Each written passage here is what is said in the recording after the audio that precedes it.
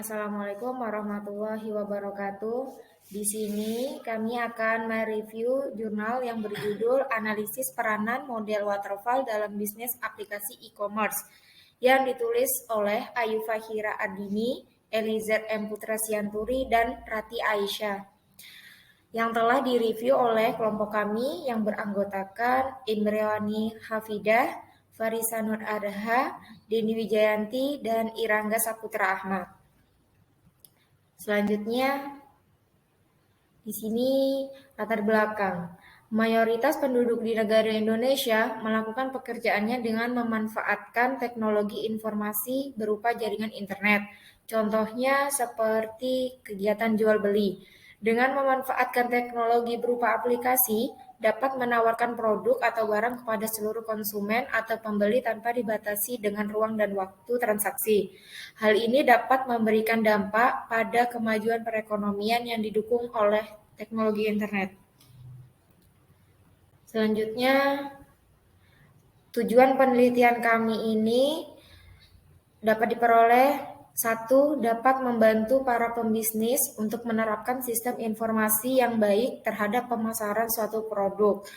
2. Dapat memberikan kemudahan dalam mendapatkan informasi yang lebih akurat, terinci, dan tepat waktu.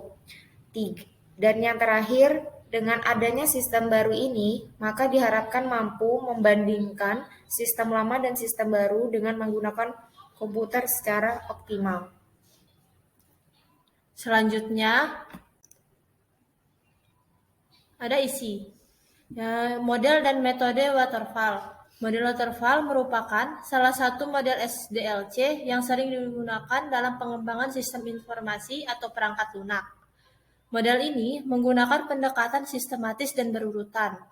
Pengembang perlu mengetahui lebih lanjut tentang bagaimana proses pengembangan sistem jika menggunakan model waterfall dan juga karakteristik dari model waterfall tersebut. Yang kedua, ada metode air terjun atau yang sering disebut metode waterfall, yang sering dinamakan siklus hidup klasik. Nama model ini sebenarnya adalah linear sequential model, di mana hal ini menggambarkan pendekatan yang sistematis dan juga berurutan pada pengembangan perangkat lunak. Dimulai dengan spesifikasi kebutuhan pengguna, lalu berlanjut melalui tahapan-tahapan perencanaan, pemodelan, konstruksi, serta penyerahan sistem ke para pengguna, yang diakhiri dengan dukungan para perangkat lunak lengkap yang dihasilkan. Selanjutnya, model waterfall pertama kali diperkenalkan oleh Winston Royce sekitar tahun 1970, sehingga sering dianggap kuno. Tetapi, merupakan model yang paling banyak dipakai di dalam software engineering. Saat ini, model waterfall merupakan model pengembangan perangkat lunak yang sering digunakan. Model pengembangan ini melakukan pendekatan secara sistematis dan berurutan. Disebut waterfall karena tahap demi tahap yang dilalui harus menunggu selesainya tahap sebelumnya dan berjalan berurutan. Selanjutnya, metode penelitian.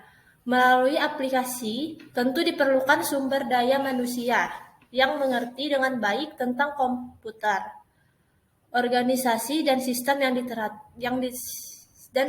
diterapkan. Metode dengan model waterfall merupakan metode yang menggunakan model pengembangan perangkat lunak yang sampai saat ini masih sering dan andal untuk digunakan di berbagai bidang, karena secara keseluruhan model waterfall selalu dilakukan pembaharuan secara bertahap dari awal hingga akhir pengembangan. Selanjutnya, hasil dan pembahasan.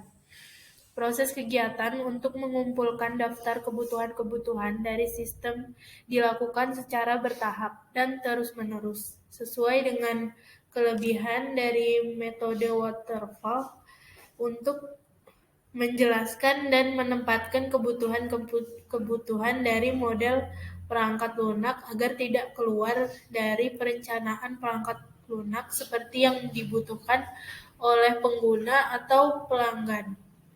Juga cocok untuk sistem yang dibangun dari awal. Diperoleh bentuk IRD untuk pembentukan sistem dari informasi.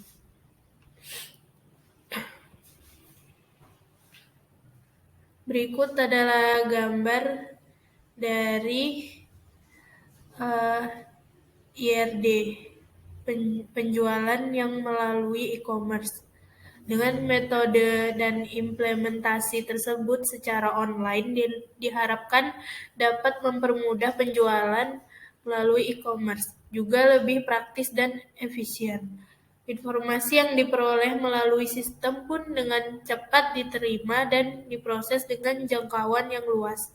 Ditambah melalui website juga aplikasi ini mengurangi biaya produk dan promosi yang bisa dialihkan pada kebutuhan lainnya.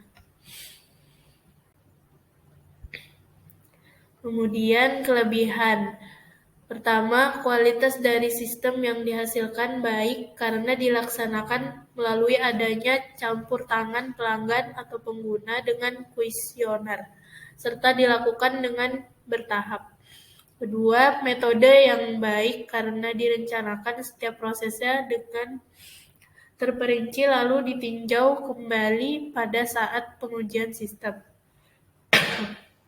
Ketiga, dokumen pengembangan sistem saat terorganisir atau tersusun dan diatur sehingga diselesaikan secara lengkap pada setiap fasenya sehingga dipastikan setiap fase memiliki dokumen tertentu. Selanjutnya adalah kekurangan. Kekurangan dari metode waterfall yang pertama adalah diperlukan manajemen yang baik agar pengembangannya terjadi baik pula. Yang kedua, kesalahan kecil yang tidak diketahui akan menjadi suatu masalah jika sudah bergeser pada tahap selanjutnya. Yang ketiga, pelanggan kehilangan peranan mereka untuk memberi pendapat tentang kebutuhan mereka pada sistem tersebut sehingga tidak dapat menghasilkan sesuai kenyamanan mereka. Yang keempat, pelanggan harus bersabar dengan proses yang cukup lama. Yang kelima, jarang dilakukannya secara runtut seperti teori sehingga sering terjadi masalah yang baru dan terulang. Dan terakhir adalah penutup. Kesimpulannya adalah pada penelitian yang berjudul analisis peran model waterfall dalam bisnis aplikasi e-commerce, dapat disimpulkan bahwa aplikasi e-commerce memberikan kemudahan kepada konsumen dalam berbelanja online tanpa harus datang ke toko, bertransaksi secara online, serta untuk dapat mengetahui informasi produk atau barang secara detail yang dijual oleh pedagang dengan cepat dan mudah. Persaingan bisnis memiliki peran penting dalam perdagangan mulai dari proses pemesanan, aktivitas perdagangan, serta penyimpanan data produk. Sekian dari kelompok kami. Assalamualaikum warahmatullahi wabarakatuh.